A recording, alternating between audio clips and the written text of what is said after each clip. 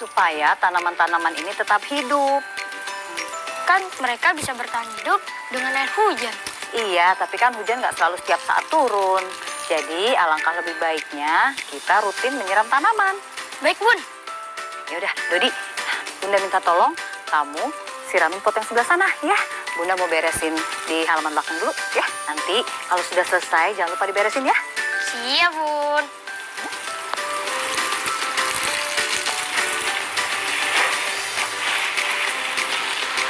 Selesai deh. Sekarang tanaman sudah tidak kekurangan air. Waduh, siapa yang habis siram tanaman? Airnya lupa dimatikan.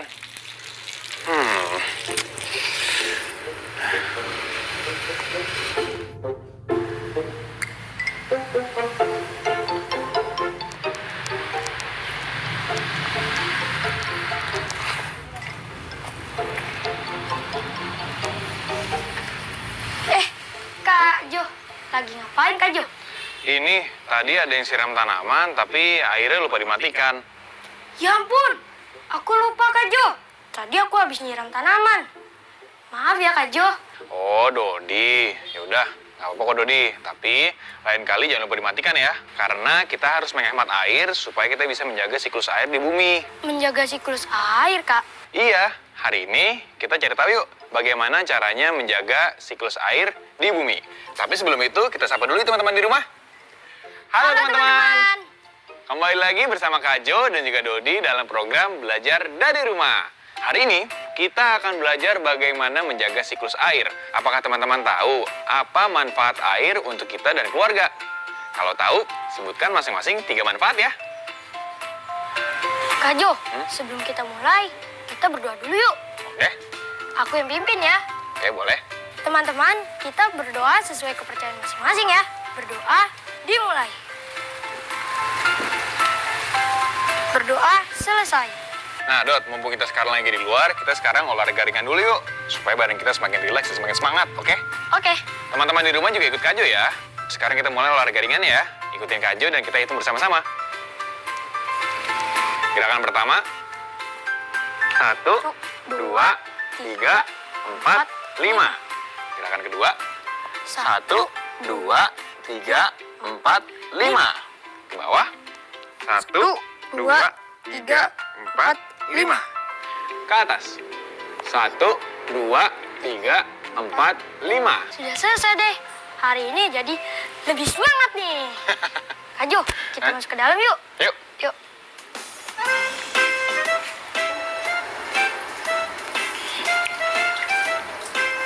Halo Bunda. Kak Jo, halo juga. Halo Sinta. Halo Kak Jo, aku habis makan nih. Kak Jo udah makan? Udah dong. Oh iya, Sinta jangan lupa minum, nanti seret lagi. Iya, kalian tahu nggak apa kegunaan air untuk keluarga selain untuk minum? Untuk mencuci baju dan juga mencuci piring. Untuk mandi juga, Kak. Iya betul Dodi Sinta, ada banyak ya kegunaan air untuk kita. Tapi selain untuk manusia, untuk tumbuhan dan juga untuk hewan juga sangat membutuhkan air. Maka dari itu kita harus menjaga siklus air.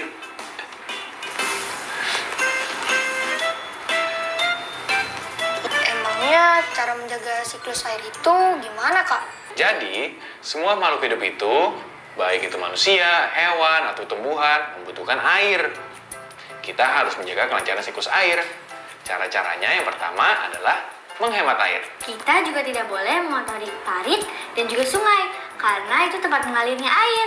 Iya betul Sinta, kita tidak boleh mengotori dengan cara membuang sampah di parit atau di sungai. Supaya air itu tetap bersih dan bermanfaat untuk makhluk hidup yang lainnya. Nah, Dodi, kamu tahu nggak cara lain untuk menjaga siklus air? Menjaga kelestarian pohon, Kak. Iya betul Dodi. Kenapa? Karena pohon juga berfungsi untuk menyimpan cadangan air di tanah. Kalau pohonnya ditebang, tanahnya akan menjadi gersang. Lalu, apa lagi? Tidak mengotori pantai dan laut, Kak, dengan cara membuang sampah pada tempatnya. Betul Dodi. Teman-teman di rumah, itu tadi cara menjaga siklus air. Jangan lupa ya, untuk menjaga siklus air supaya kita dan makhluk hidup lainnya tetap dapat menikmati air untuk kebutuhan sehari-hari. Teman-teman, untuk sesi hari ini kita akan membaca mandiri ya. Kalian bisa membaca sendiri atau bersama ayah dan bunda.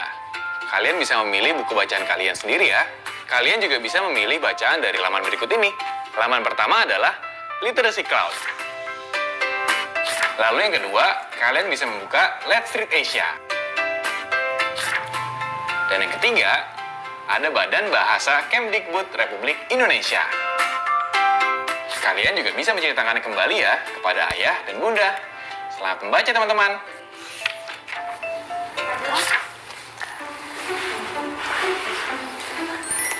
Dodi, lagi baca apaan? Ini Kak Jo, Dodi lagi ngulang-ngulang bacaan siklus air.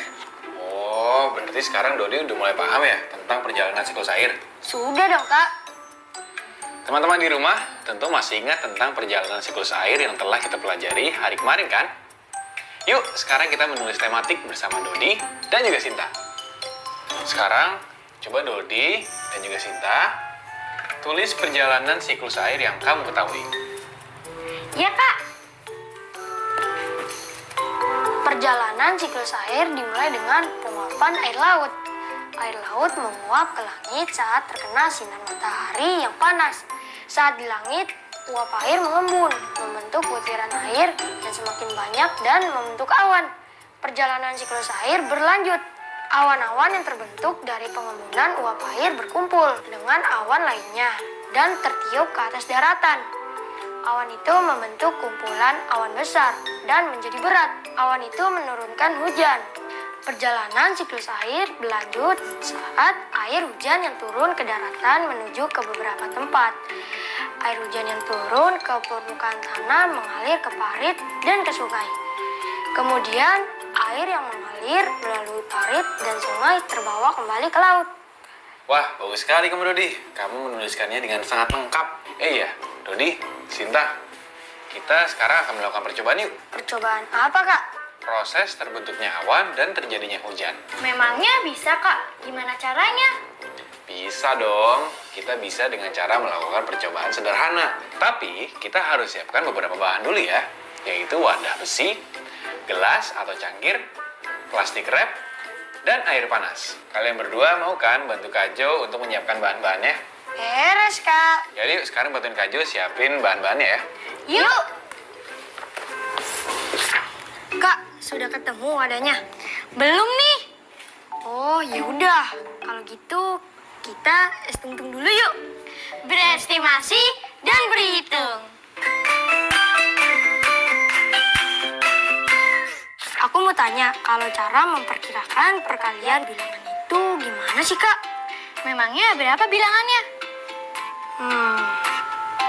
189 dikali 3. Aku perkirakan dulu ya.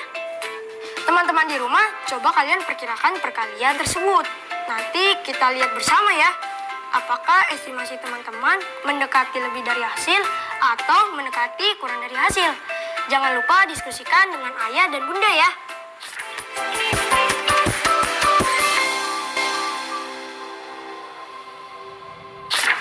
Kalau perkiraanku sih 189 dikali 3 hasilnya 600. Gimana caranya dapat segitu, Kak?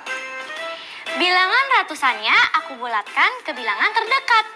189 dibulatkan menjadi 200. Lalu 200 dikali 3 deh, hasilnya 600. Oh iya ya. Coba kalau 215 dikali 5 berapa, Dodi? Bentar, Kak. 1000 Kak hasilnya. Soalnya 215 aku bulatkan ke yang terdekat yaitu 200. Lalu aku kali 5 deh, jadinya 1000. Betul, seperti itu. Bagaimana dengan hasil perkiraan teman-teman? Apakah hasilnya kurang atau lebih dari perkiraan? Jangan lupa beritahu ayah dan bunda ya hasilnya. Kak Jo, ini bahannya udah ada semua. Bus, teman-teman di rumah juga sudah menyiapkan bahannya kan? Simak baik-baik ya. Kajo, Dodi, dan Sinta akan menunjukkan proses pembuatan awan dan terjadinya hujan dalam percobaan sederhana. Tahap pertama gimana Kak Jo? Oh ya, pertama-tama kita akan taruh cangkir ini ke dalam wadah ini. Seperti ini. Kalau sudah, kita akan tuangkan air panas ke wadahnya ya, bukan ke dalam cangkirnya.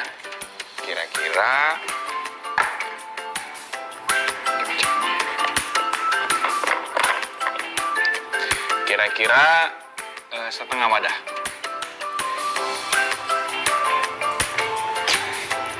Air panas ini fungsinya untuk apa Kak Jo? Kenapa nggak pakai air biasa aja? Oh, air panas ini mewakili air laut yang dihangatkan oleh matahari. Lalu cangkir itu untuk apa? Kalau cangkir kosong dan kering ini mewakilkan daratan. Kalau sudah, Kajo akan tutup dengan plastik wrap ini ya. Tarik yang kencang.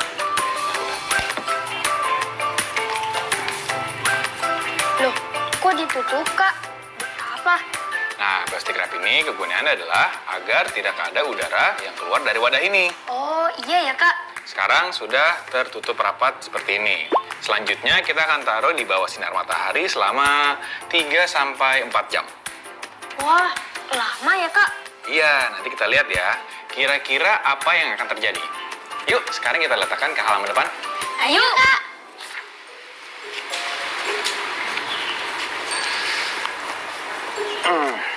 Nah, sekarang kita diamkan 3-4 jam tepat di bawah sinar matahari.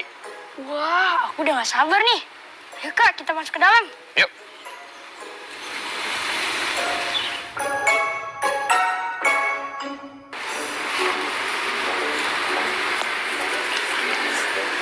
Wah, keren nih Kak.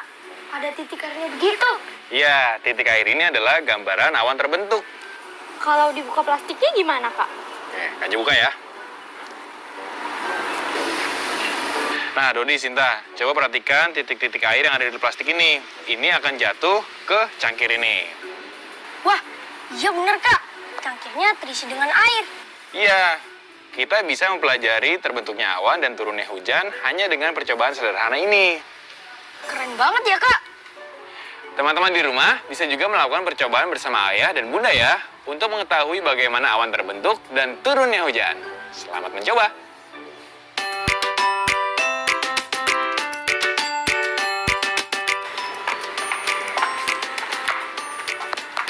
Bunda, toples sebanyak itu untuk apa?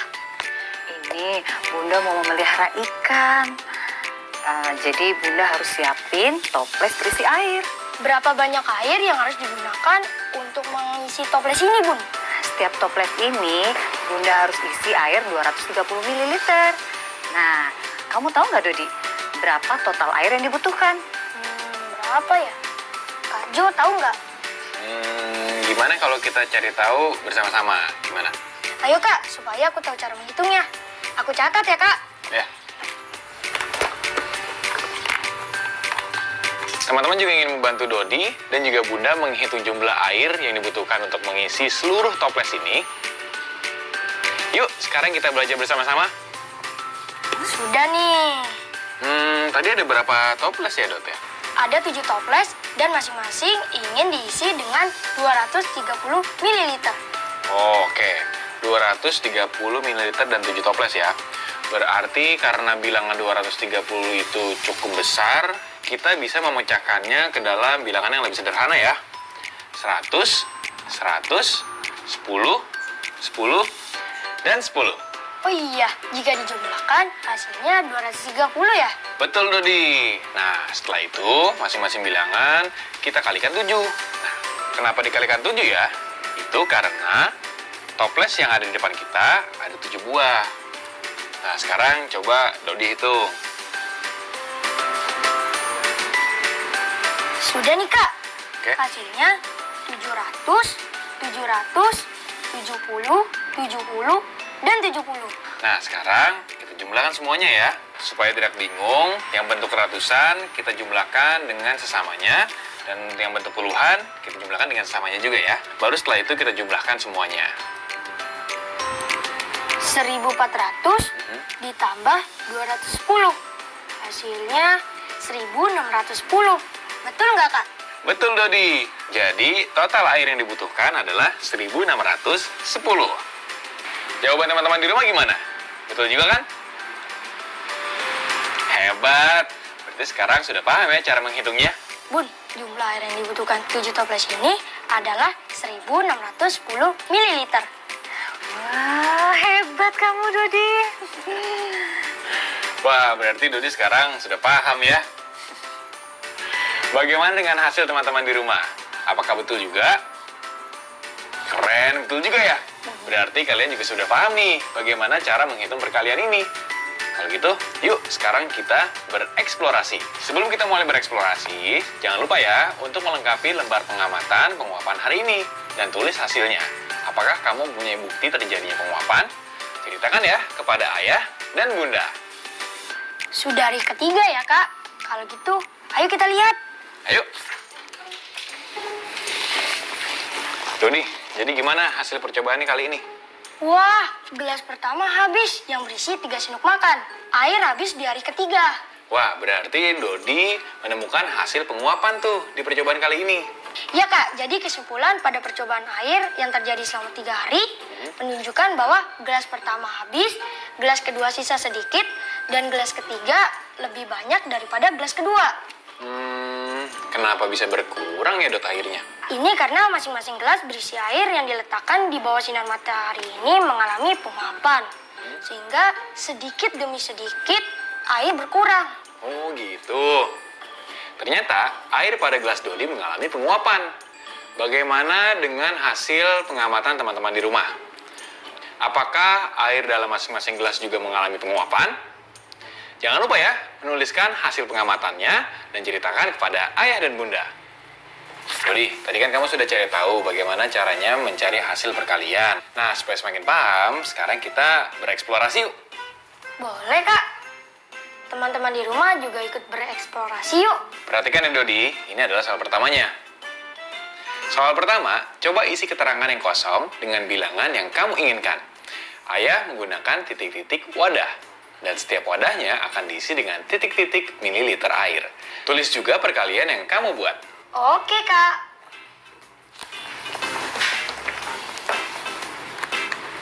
Sudah, Kak. Jawabanku, ayah menggunakan 5 wadah, setiap wadahnya diisi dengan 230 ml air. Perkaliannya berarti 230 dikali 5. Oke Dodi, teman-teman di rumah juga sudah menuliskan bilangannya? Kalau sudah, kita lanjut ke soal kedua. Berapa hasil perkaliannya? Kerjakan dengan cara yang tadi ya, yang sudah dijelaskan. Gimana Dodi? Oke, Kak. 230 dikali 5. 230 dipecah dulu menjadi 100, 100, 10, 10, 10. Masing-masing bilangan dikali 5. Kemudian dijumlahkan dan mendapatkan hasil 1150. Maka 230 dikali 5 adalah 1150. Wah keren Dodi, tos dulu dong. Berarti sekarang Dodi sudah mulai paham ya. Teman-teman di rumah juga sudah mengerjakan. Kalau sudah, jangan lupa berikan kepada ayah dan bunda untuk diperiksa ya.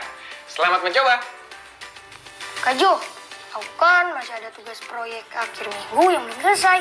Oh iya, itu yang membuat siklus air ya? Yaudah kalau gitu, kita kerjakan sama-sama ya.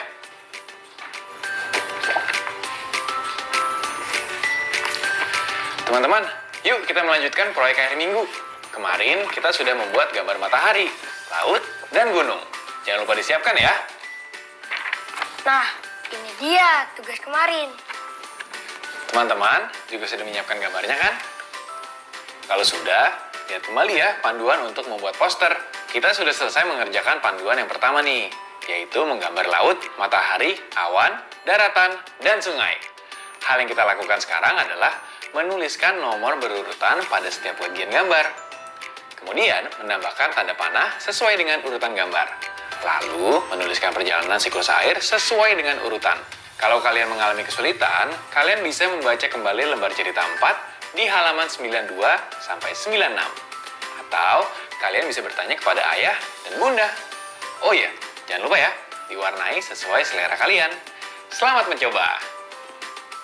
Nih Kak, aku beri nomor sesuai urutannya ya. Sudah nih Kak. Yang pertama penguapan air laut dan terbentuknya awan. Dan yang kedua terbentuknya awan hujan. Yang ketiga turunnya hujan. Dan nomor 4 air hujan mengalir kembali lagi ke laut lewat sungai atau bawah tanah.